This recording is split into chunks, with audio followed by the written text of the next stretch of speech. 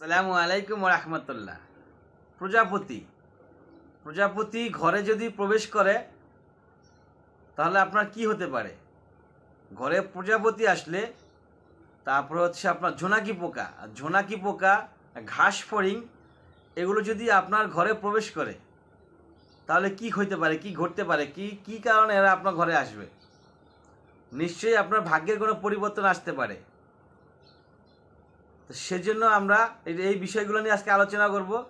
যে এরকম অনেক কোশ্চেন দেখা যায় যে ঝোনাকি পোকা ঘরে আসলে কি হয়, প্রজাপতি ঘরে আসলে কি হয়, ঘাস ফড়িং ঘরে আসলে কি হয়, লাল প্রজাপতি আসলে কি হয়, কালো প্রজাপতি আসলে কি হয়, এবং বিভিন্ন কালারের প্রজাপতি সেগুলো আসলে কি হয়, এই বিষয়গুলো নিয়ে আমরা আজকে আলোচনা করবো ইনশাআল্লাহ।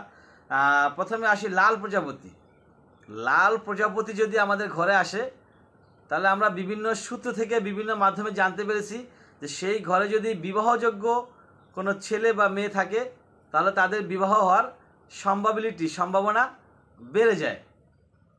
তো তাদের বিবাহ হওয়ার সম্ভাবনা আছে, এই জন্যই ঘরে লাল প্রজাপতি যেটা সেটা আসছে। এবং সাদা কালো মিশ্রণের প্রজাপতি যদি সেটা আসে তাহলে বুঝতে হবে সেই ঘরে সম্পদ বৃদ্ধি পাবে, সম্পদের মালিক হবে, প্রচুর থেকে প্রচুর পরিমাণ সম্পদের মালিক হবে। এরকমটা আমরা বিভিন্ন মাধ্যম থেকে জেনেছি।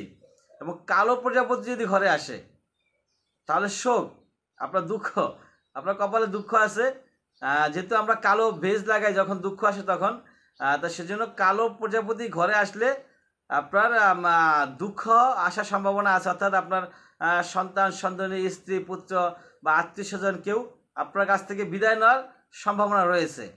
এবং যদি প্রজাপতি ঘরে আসার পরে সেই প্রজাপতি আমরা ধরি, আর ধরার পরে সেটা যদি মারা যায় তাহলে কি হবে? তাহলে আপনার কপালে দুঃখ আছে, যেহেতু সে একটা বার্তাবাহক, একটা সংবাদ নিয়ে আসছে, আর সেই প্রজাপতি আপনার ঘরে এসে মারা গেছে এবং সেটা আপনার জন্যই মারা গেছে, তার মানে আপনার ভবিষ্যৎ বেশি একটা সুবিধা যাবে না।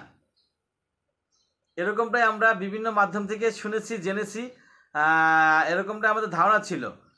এবং জোনাকি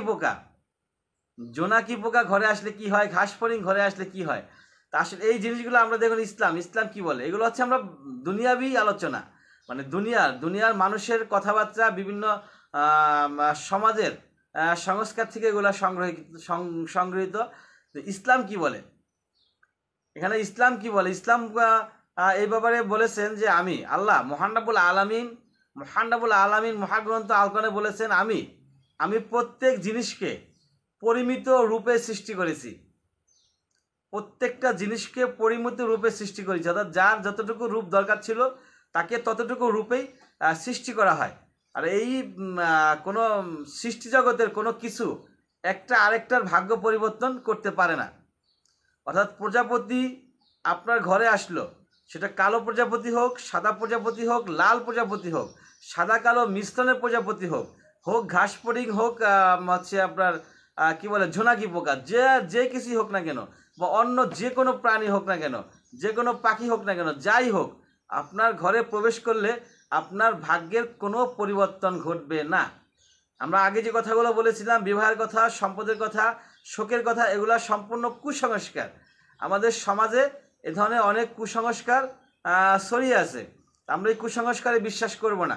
ঘরে প্রজাপতি আসলে আপনার কোনো লাভ নাই, আপনার কোনো লসও নাই। তার মন চাইছে, সে ঘুরতেছে, হাঁটতেছে, সে হাওয়া খাচ্ছে, উঠতে উঠতে চলে আসছে। ঘাস ফড়িং সে উঠতে আপনার ঘরে চলে আসে, জোনাকি পোকাও তাই। তো এইগুলা ঘরে প্রবেশ করলে আপনার ভাগ্যের কোনো প্রকারের কোনো পরিবর্তন ঘটবে না। আপনি যেরকম ছিলেন ওরকমই থাকবে। আপনার ভাগ্যের পরিবর্তন ঘটবে আপনার আমলের মাধ্যমে, আপনার দোয়ার মাধ্যমে, আপনার হচ্ছে নামাজ কালাম, রোজা, হজ, যাকাত, এগুলোর মাধ্যমে আপনার ভাগ্যের পরিবর্তন ঘটবে ইনশাআল্লাহ। কিন্তু ঘরে পাখি ঢুকলো, প্রজাপতি হোক, ঘাস ফড়িং হোক বা জোনাকি পোকা হোক, যাই হোক না কেন, ওটা ঘরে প্রবেশ করলে তাতে করে বিবাহের সম্ভাবনা আছে, সম্পদের মালিক হওয়ার সম্ভাবনা আছে, মৃত্যুর সম্ভাবনা আছে, দুঃখের সম্ভাবনা আছে। এই জিনিসগুলো সম্পূর্ণ কুসংস্কার, কোনো প্রকারের ভাগ্যের কোনো পরিবর্তন ঘটার কোনো সম্ভাবনা নাই। ওয়া আখির দাওয়ানা আলহামদুলিল্লাহি রাব্বিল আলামিন।